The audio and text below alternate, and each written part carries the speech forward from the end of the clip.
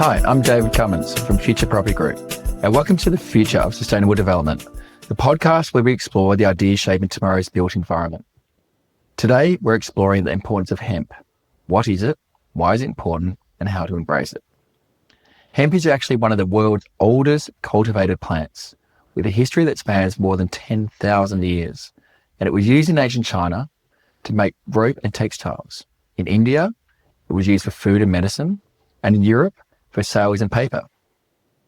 In fact, the very first drafts of the American Declaration of Independence were written on hemp paper. And yet this ancient crop is now being rediscovered as one of the most promising, sustainable materials for the future of construction and property development. So what makes hemp so extraordinary? For starters, it grows incredibly fast. Unlike timber, which can take decades to mature, industrial hemp can be harvested in as little as 100 days. The Journal of Industrial Crops and Products has shown that hemp produces more biomass per hectare than almost any other crop, yielding between 10 to 15 tonnes per hectare annually. And while it grows, it captures carbon, lots of it.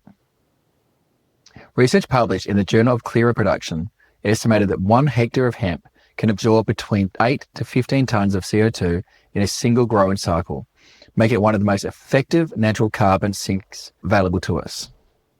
In construction, hemp is nothing short of revolutionary. Hempcrete, a mixture of hemp, herds, lime and water, has been widely studied as a carbon-negative building material. The journal Construction and Building Materials documented that hempcrete sequesters more CO2 over its life cycle than it emits during its production. Unlike concrete, which is responsible for 8% of global CO2 emissions according to the International Energy Agency, hempcrete actually locks carbon away for decades while providing excellent insulation. Thermal studies published in Energy and Building showed that hempcrete walls reduce heating and cooling loads by up to 40% compared to conventional concrete walls. That's healthier homes, lower bills, and fewer emissions, all at once. And it doesn't just stop at walls. Hemp fibres are being used as insulation mats, flooring wall panels, and even as reinforcement in composites that can rival plastics. A review in Journal of Materials Science concluded that hemp-based composites not only reduce embodied carbon, but also deliver mechanical properties suitable for structural applications. Imagine replacing toxic foams and petrochemical plastics with plant-based, biodegradable alternatives. And then imagine the scale if this became mainstream across property development. The benefits of hemp extend far beyond construction.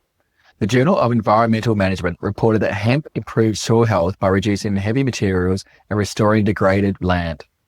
Farmers can grow it with minimal pesticide use, and as hemp is naturally resistant to many pests. The European Industrial Hemp Association noted that hemp requires about half the water of cotton to produce textiles, while delivering 3 times the fibre yield per hectare. For a planet facing water stress, this is not just sustainable, it's essential. So why, if hemp is so beneficial, isn't it embraced everywhere? The first reason is stigma. Decades of association with cannabis criminalization stalled research, policy, and market growth. Despite having almost no psychoactive content, industrial hemp was caught up in prohibition, and that stigma still lingers today. Secondly, regulation. The Journal of Drug Policy highlighted how inconsistent regulations across countries make it difficult for hemp supply chains to scale globally. Third, inertia in construction. Developers and builders are used to materials like steel, concrete, and glass, and supply chains are built around them. Shifting to hemp requires rethinking design, training, and procurement. And then there's the issue of cost perception. Many assume hemp-based materials are expensive, yet evidence suggests otherwise. A life cycle cost analysis published in Sustainability shows that hempcrete buildings often outperform traditional ones over 30 years, thanks to lower energy bills and longer durability. Once mass production and supply chains catch up, the upfront cost could fall significantly, just as solar panels did over the last 2 decades.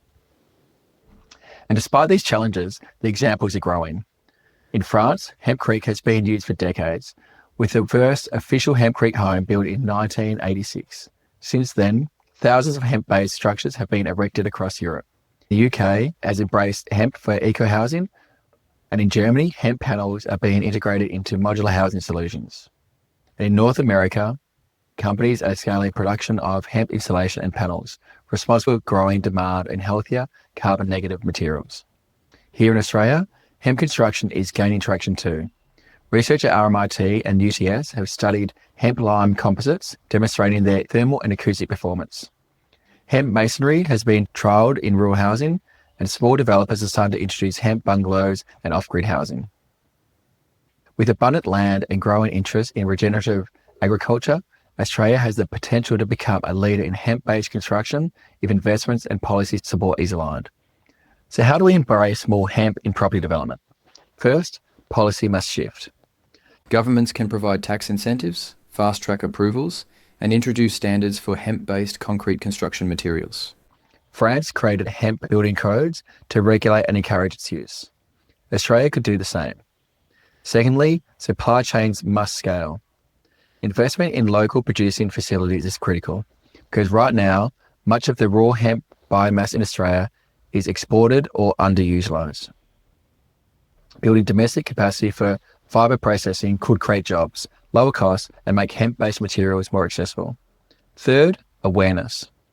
Builders, architects, and consumers need to know that hemp is not an experimental material, but a proven solution backed by decades of research.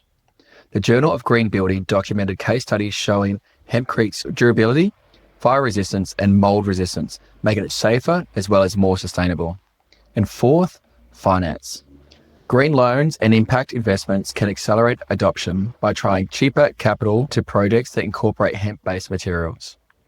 As the Journal of Sustainable Finance and Investment observed, investments are increasingly demanding more sustainability outcomes, and hemp offers exactly that.